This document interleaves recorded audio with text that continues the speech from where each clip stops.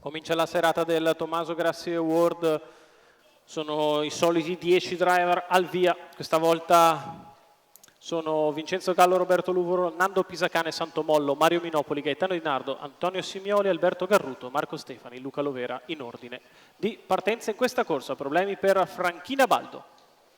Si va con veloce Fringuella Jet che prende l'iniziativa, al suo esterno è veloce Fix Love HP. Fringuella il comando, Fix Love che prova a cercare posto in corda, che per il momento non c'è per l'inserimento di Forst del Franchina Baldo squalificato. Poi Fetonte SL che parte bene dalla seconda fila, quindi ancora numero Fatima 3, 3B che precede Forgido alla retroguardia Frankie Matley. 14,6 per il lancio di Fringuella Jet che ha respinto Fix Love HP.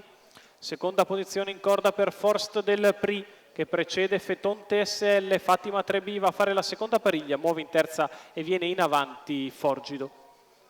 30 per i primi 400 metri di corsa e Forgido dà il parziale, aggira il gruppo, si porta all'esterno di Fringuella Jet.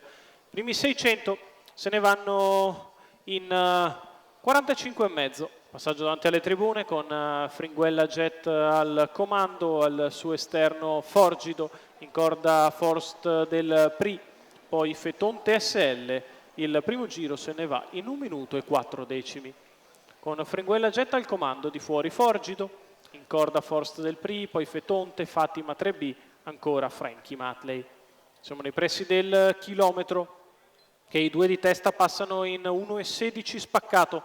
In vantaggio Fringuella Jet, di fuori Forgido, in corda Forst del Pri, poi Fetonte SL, insiste ora Forgido che va all'attacco di Fringuella Jet, tende a sopravanzarla all'imbocco della piegata conclusiva, viene via Fatima 3B prevenuta da Fetonte SL che prova a scattare, intanto Forgido è passato al comando, Fringuella Jet ancora però le punte, lo lascia così di fuori, Fetonte che scatta in terza corsia, perde brillantezza invece l'azione di Fatima 3B all'ingresso dell'addirittura d'arrivo, lo scatto di Fetonte SL che prova ad andare su Forgido che si difende, poi Fringuella, Fatima e Franchi per le piazze, in vantaggio Fetonte nei confronti di Forgido, si riprende Fatima ma Fetonte SL porta a casa il successo nei confronti di Forgido e Fatima 3B.